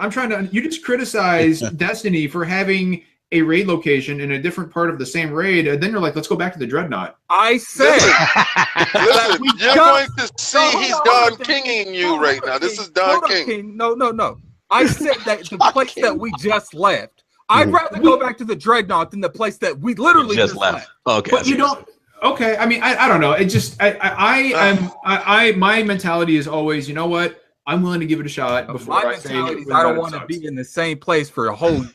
And on that note, let me say this last thing. Okay, I understand your criticism. Okay, I did say that I'm going to try because I am going to try it. I didn't put $100 into this game not to try it. But all I'm saying is I would be okay if we went to Leviathan one time in these expansions. We're going to the Leviathan I like 3 times. Two more times. I like the concept. It's a huge ship. It eats worlds. Mm-hmm. I mean, for all you know, we could be on a Vex world that it ate. Well, that's what I said. Exactly. That is exactly what I said. Yeah, but the problem is they're not really being that clear. First off, they say raid lair, like they don't really give any kind of. No, I'm serious. Like they said, raid lair, like it's a section in the raid, like a smaller. It just it's the messaging and the wording. I hear what you're getting. I hear both sides. Why don't we wait to see what? Let's wait till we see. Stream says on Wednesday, and let's give it a chance. Let's put it through its couple of more weeks, fellas. Couple more weeks. December 5th. Yeah, I am. For day one, I will be at that raid lair. But I'm telling you, there won't be an expansion 2 if it's as bad as I. We got you ready for apartment 2C in the Leviathan. I can't. We got you. See, that's my problem. You are comparing this to an apartment building, okay? Like, we should not be comparing it to an apartment building. I just like it because it gets you all fired up. I love getting you fired up, and it's funny. That's all I got to say to get you fired up. We should be looking at the fire-ass hotel that's across the street. We shouldn't be going downstairs to the next room. And on that note, we're done with Destiny. So we're going to move on. Lord King. Oh, thank you. Black Friday has come and passed. What But you got some things you want to talk about. Yes. Being that Black Friday has become this fantastic holiday. This is crazy. Should now, because I've noticed in the purchasing trends, right? And if a game falls in that 3 week out from Black Friday, it's turned into, hey, let's wait until Black Friday so we can get the game cheaper. I'm guilty of this. It's certain games that fell through the cracks that I said I'll wait till Black Friday to get. That was starting in September because I knew I definitely was buying Destiny. There's certain games that you earmarked that you're going to pick up, and Black Friday has become the gamer's holiday. And my question is, should companies now market their games after Black Friday to capitalize on the full prices of the games? Because I've noticed a lot of new games are selling for half price, if more than half price. And is it cutting into the budget of games that they're forced to supplement it with loot crates? You understand? If a game that just came out is getting half its price slashed in half on Black Friday, that means the game did not sell well. Yeah, I'm concerned about it. I feel like that's not always the case. I feel like that's not always the case. Well, did you do a bulk of your shopping on Black Friday? Yeah, but I don't feel like just because a game is on sale on the biggest year. I mean, let's say that your game sells phenomenal, and you don't want to drop that price, but you still want to sell on Black Friday, but your competitors is half off. What you gonna do? You just gonna take that L because you can't compete because your game is twice as expensive as everything else? Yes, I mean Wolfenstein 2 just came out and it's already half off.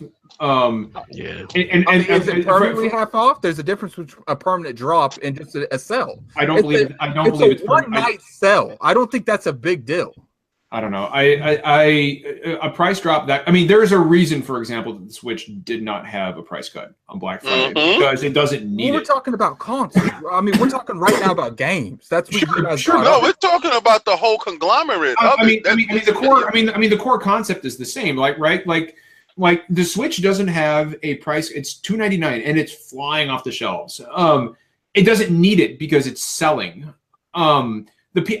Consequently, the PS4 and the Xbox One S got price cuts because they need them. These consoles have been on the market for years now. That is how you get people to buy them. The Xbox One X did not have a price cut. It's still $499 on Black Friday. It doesn't need one. It's selling. It just came out. I think the main reason they do this is competition. It's like I said, you can't have Wolfenstein $30 and I mean, obviously this same developer, you have what's that company? What's the other game besides Wolfenstein that Bethesda just released? The Evil Within 2. The Evil Within 2 for $60. People, regardless if they came in there for the Wolfenstein, they're gonna look at that Evil Within 2 and be like, maybe I could just pick this up because I am interested in this game, but maybe I can wait on Wolfenstein. Yeah, I mean, here's the thing: it's a mixture. It's both. You absolutely have competitive sales going on because Shadow of War was dropped to $35. That's a pretty big drop. And Shadow of War murdered pretty much everything else apart from maybe Mario and Assassin's Creed in October. It shattered. It completely obliterated Shadow of Mordor's sales record, which, side note, means it's the first game to buck the sequel to a new IP this gen does poor. It's actually the first one to buck that trend, which is an interesting anecdote. But anyways, so that sales drop that discount was clearly meant to encourage more people to pick it up because other games are getting discounted. But Wolfenstein 2, The Evil Within 2, Prey, that's a disturbing amount of Bethesda titles, which is disappointing, but whatever. I'm under no delusions whatsoever that those games are getting discounted because they didn't sell quite as well as they should have. Obviously, it's like I said, it's not the case to everything. There are games that they're going to put on sale. There's no denying that when, Dead Rising came out in December and by January it was like $40 at GameStop. Like, I do want to issue a quick correction to something Sam just said. Shadow of War was actually the second game to do that. The first game to do that this gen was Destiny 2, just the month before. It did outsell it? It outsold Destiny 1. Well, Yeah, okay. So Sorry, what owes me an Xbox One X over that, may I add? Launch a line. So yeah. Okay. I mean, Destiny 2 is the the first highest Destiny, selling game of the year. Yeah, so that does make sense. Yeah. Okay. Well, I mean, it's like I said, like, regardless what, I do want to say regardless what these Bethesda games do, what they do sell wise, they're still phenomenal games. Bethesda really don't be publishing or making bad games besides Prey. Amen. Prey sucked. But is it a conscious effort being made to hold off for that specific gaming so-called holiday or purchasing holiday? Because it was a conscious effort on my part to do that.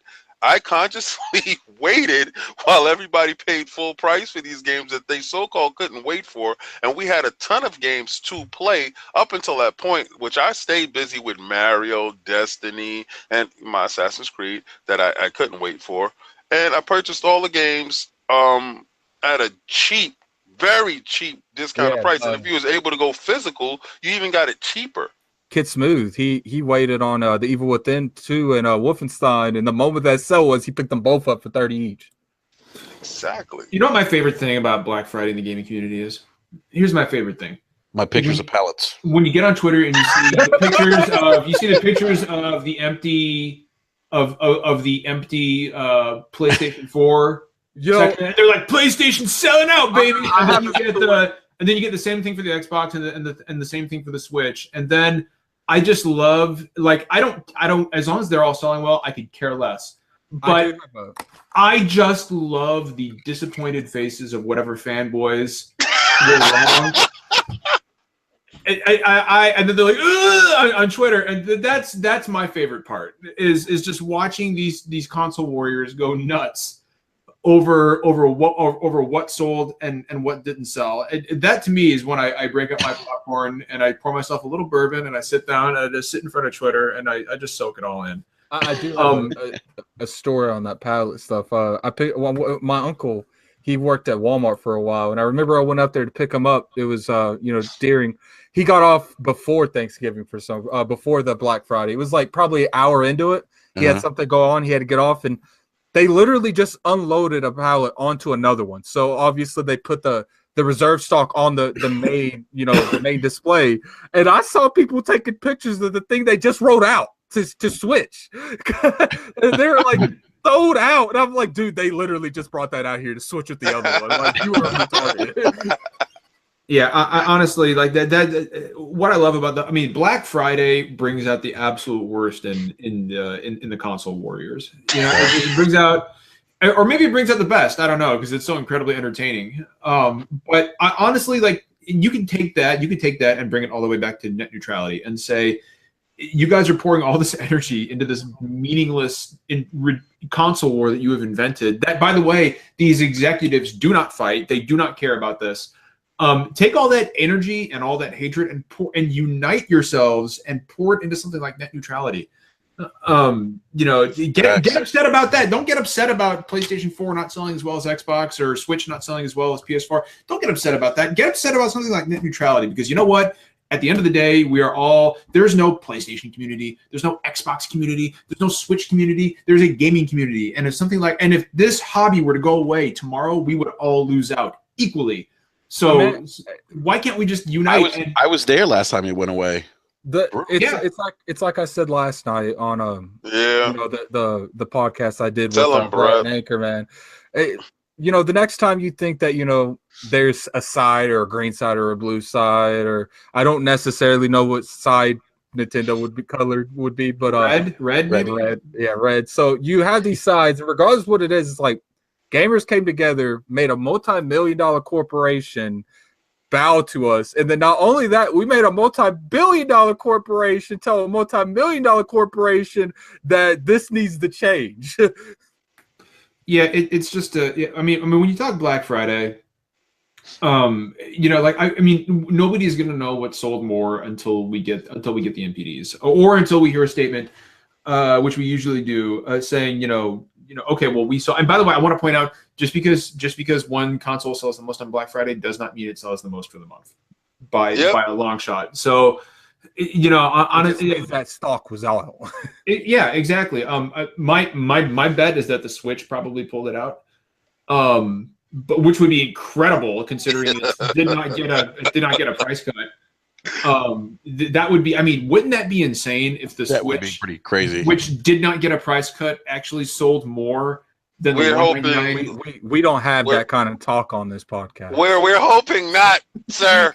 I think that would be like, look, as long as everything's selling well, I don't care. No, what. we just have a bend the knee segment here, and I'm on the You I'm are on the busting my Xbox bubble side right now. Yeah, right. I'm on the Xbox side now. I don't want to bend this knee, sir.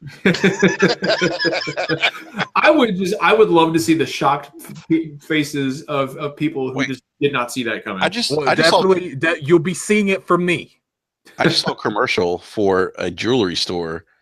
If you spend $1,000 or more, you get a free Xbox One S. Are you serious? Yeah, I just saw this. That's I'm like, so wait a minute. excited. Or for $189, I can just go get one and not have to spend $1,000. Exactly. That's Like, all. I mean, They're they're doing appealing that to for that very, very niche market of guys who are planning to propose this holiday, but still Exactly. want to pick up a console. I don't know. Hey, That's actually- how would your wife feel if she knows that the impetus of you getting a ring was the fact that you was gonna It worked out for me too, baby. Not only do you get to be the love of my life for the rest of my life, but I got an Xbox One Slim too.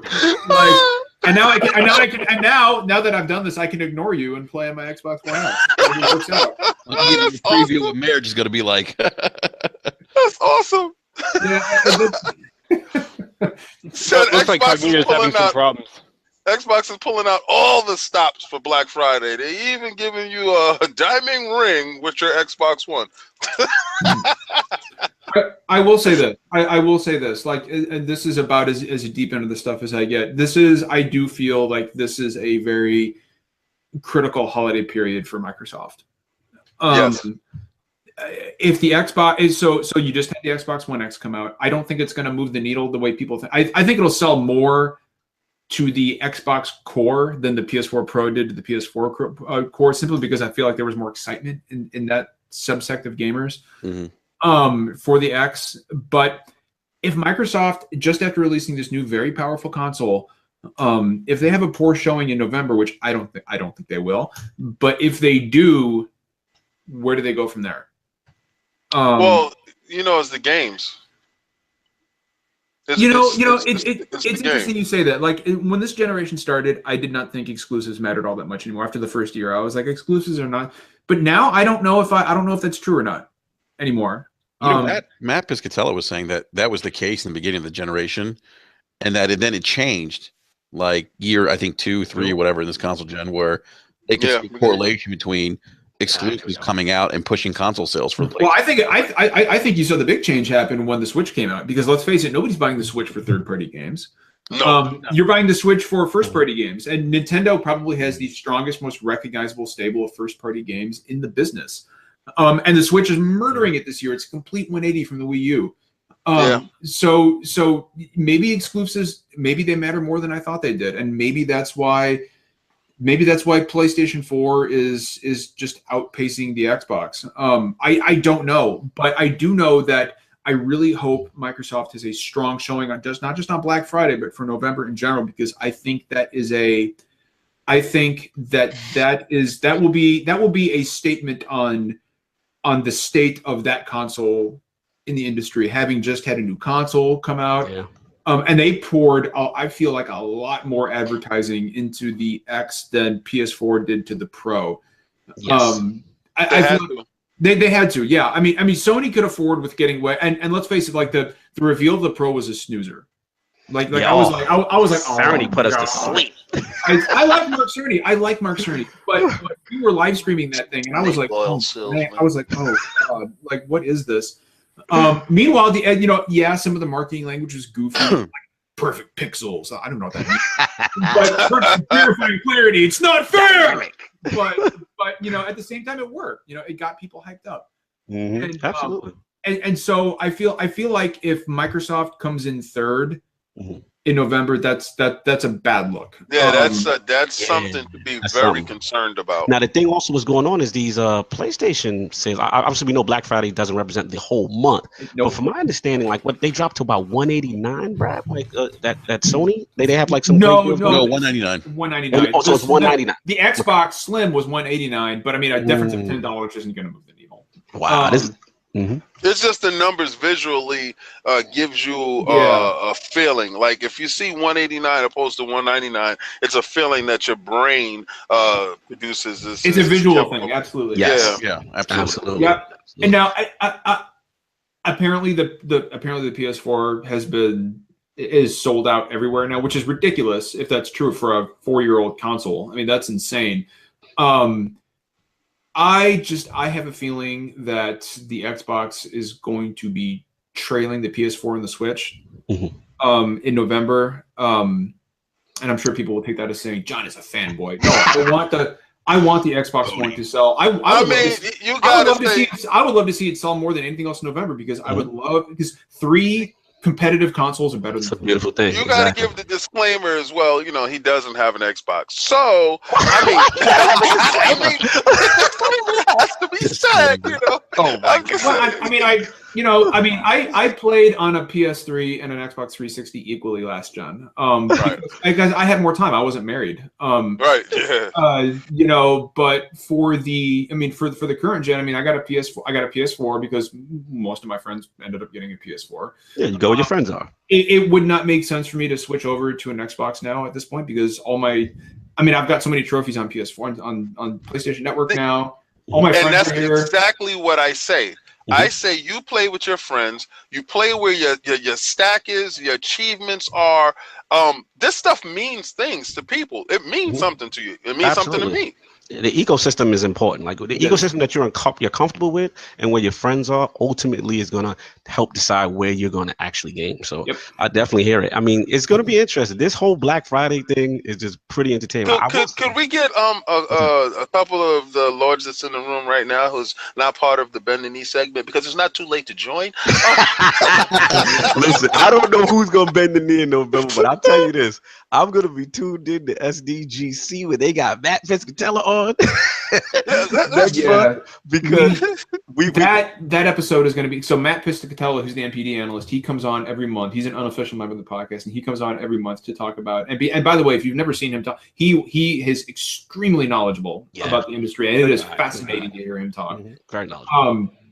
So you're going with the Switch, I take it, or is it the PlayStation? I personally, you know what? He tried to get him to commit. I'm waffling between the PS4. I still think the Switch is going to take it simply because we on the Switch train. We on that Switch train. Okay. So we got your knee on the Switch. I think so. I think that's.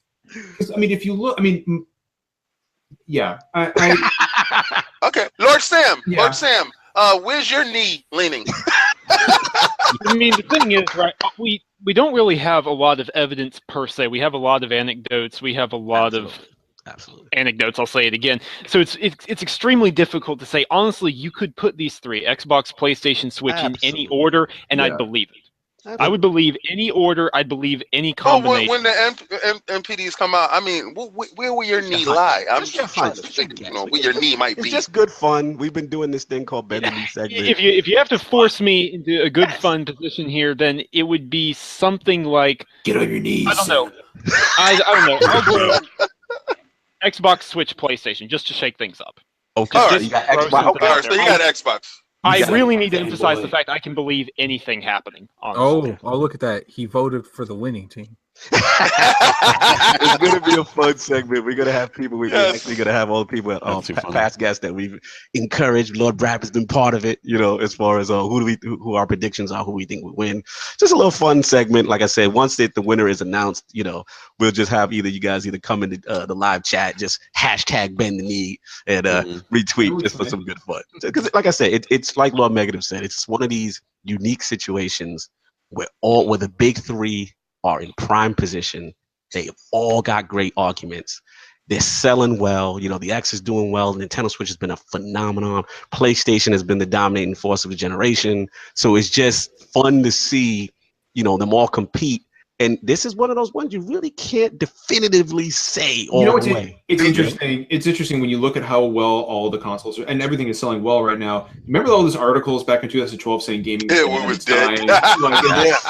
Mobile had taken over. It's done. It's all done. Well, I mean, right around the same time, you had a bunch of articles from high-up publications, no less, talking about how MOBAs were the future and that's where all games needed to go and things like that. So anytime something says blank is the future, raise an eyebrow. Lord Cognito, you notice how I got that same answer you were looking for later in the podcast, just in case somebody was sticking around for that answer. I know what the method to your madness is, Lord King. I just want to point out real quick to my fellow lords here that I've got to drop. Okay. I've got a hard stop time at No worries. 12:45, and I'm so sorry. I'm sorry, Not guys. at all. Not at all. Nothing to be I surprised got to help about. my wife with some stuff.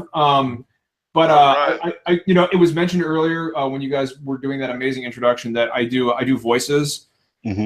So I figured Enrique knows. I figured I could do like a little Christopher Walken before I go. Let's go. Yeah, just go ahead and do your outros because I think we're about to wrap this up anyway. Let's go, baby. I can just do a little like I don't know. We'll do like what if Kratos was played by Christopher Walken, right? Like it'd be like I can't do this without laughing, so forgive me. But you know what? It's like Zeus, your son has returned. I bring with me the king of Olympus. Like, yeah, there you go. My man, Lord Negative, man. Absolute pleasure, man. Thank you so much for coming through. Huge fan of the SDGC. Shout out your team, everybody over there. And like I said, man, gotta hit you back on once again. And like I said, man, absolute pleasure, man. Yeah, no, I do. It was. I had a lot of fun talking with you guys. I'll come back on whenever you want. And please, if you have not subscribed to the Iron Lords podcast and you're listening to this, do it. These are a bunch of good guys. I'll go ahead and tell you to subscribe to our own channel, Super Deformed Gamescast, which goes live every Thursday night at 9 p.m. Eastern Standard Time. What is it called again, sir? Super Deformed Gamescast. There you go. And we are going to be doing our Game of the Year show soon, very soon. And anybody who watches this knows what a hot mess That's going to be interesting. Our top 100 games of all time was. That was bad. That was really bad.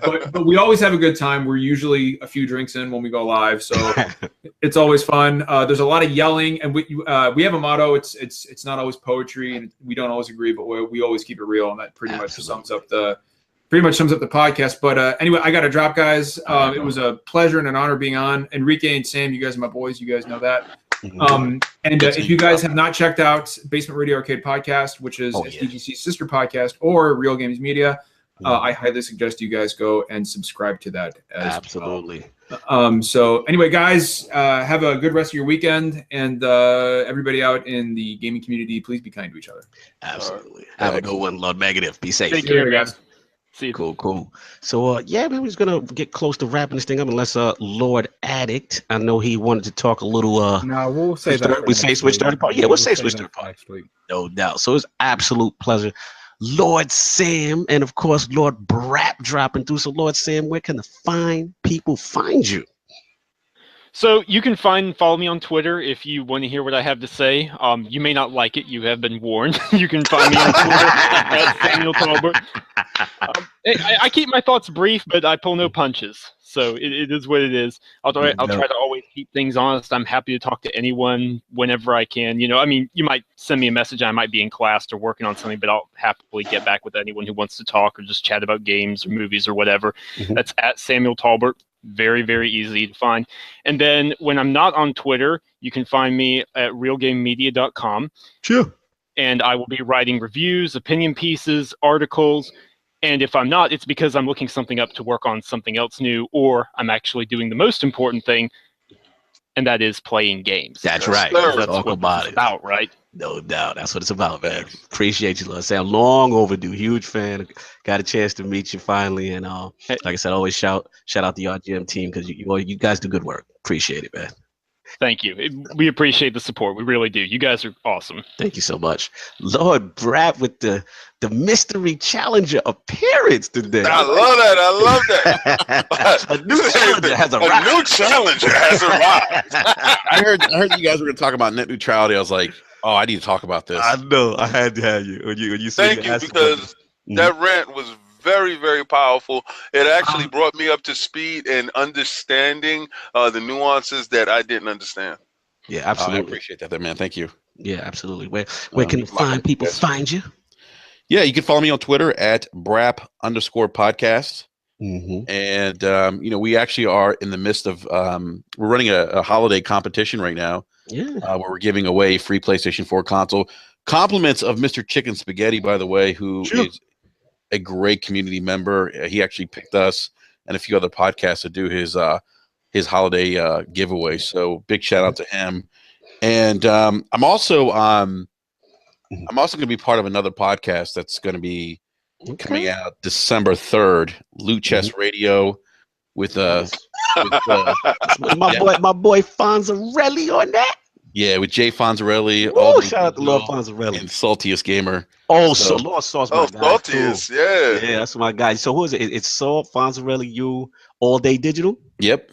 Nice. When's that popping? We in the early stages. We cooking. The first podcast, it's not going to be a live podcast. We're going to record it, but it will drop December 3rd. So, just keep an eye out for that. You can follow Loot Chest Radio at Loot Chest Radio on Twitter.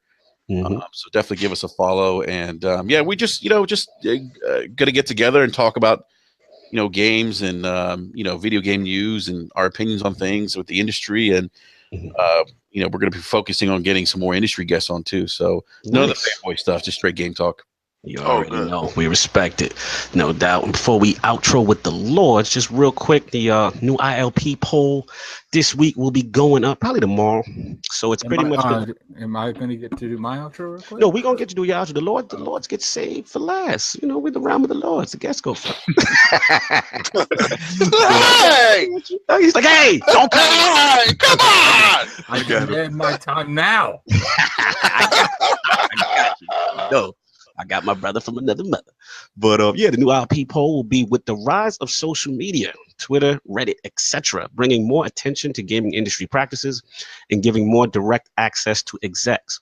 The question is this good for gaming as a whole? A, yes, shines light on bad practices and corrupt individuals. B, no, issues are overblown and way too many personal attacks. Or C, I don't care. I just want to get my game on. C is always lit. That is the question. Those are the choices. Please rock. I didn't check the poll. Did I get my C from last week? You got your C from last week. C did not win. They were very shallow. They did not win last week. Yeah, we didn't win. We the lost. Shallow C's did not win last week. We did not win. We lost. So that is the question. Those are the choices. Rock the vote. And now we're going to do our official outros for the Lords. My brother from another mother, the Howl of the Young Wolf. Very energetic pre-Benadryl. Love this, man. I love this. It's 2 weeks in a row. I freaking love this. Where can people find you? What you got cooking up? First off, I want to go ahead and make a public announcement that King be acting like I've missed every podcast. No. Yo, listen. I never said that you missed. I'm not saying that. I'm saying the energy level, I love it. Please don't take this as a negative or a dig at me trying to get at you. I really love your energy, because when you come with high energy, I come with high energy, sir. So please, let's keep it rolling. That Destiny segment was intense. I was like, woo, it was hot. I love it. I definitely want to, thank all our guests for coming out. Here, I dropped the other podcast. Definitely go check that out. Here's Brat's podcast. Go check that out in the comments, the chat. Nice. As far as me, I don't know if I'll be on Planet Xbox Wednesday. I'm still having, in the middle of my personal issues.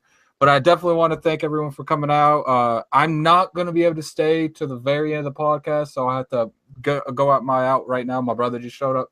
Okay. But I do appreciate everyone that showed up. Lord Cognito, you take over. Bye-bye. I got you, bro. You already know. That's my guy. And of course, shout out to Lord Saw, who could not make it, you know what I'm saying, but definitely came through with that cameo, courtesy of Lord King on the feature. And Lord King, I see you, baby.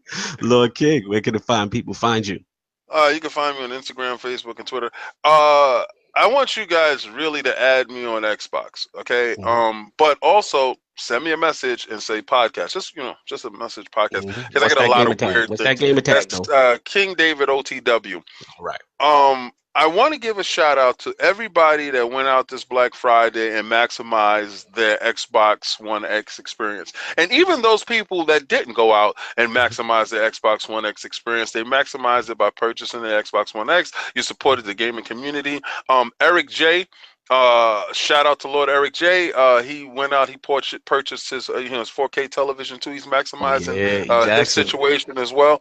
I mean, it means a lot. You have to understand when it's coming from the vision standpoint, when you purchase for your systems and you see what your system is fully capable of. I'm sure Lord Brap can attest to this. When he put that 4K HDR on, he sat back and said, wow. And I know what King is talking about. I literally was walking around trying to get different angles of the sun. I mean, seriously, I was on the party chat with All Day and Fonzarelli last night, and I wasn't even doing any missions. I was walking around trying to get different angles of the sun to see the lighting effects and the shadows. It was just, it was nice. It was nice. Yeah, 4K resolution. So now you know that when I was telling you I wasn't blowing smoke up your butt.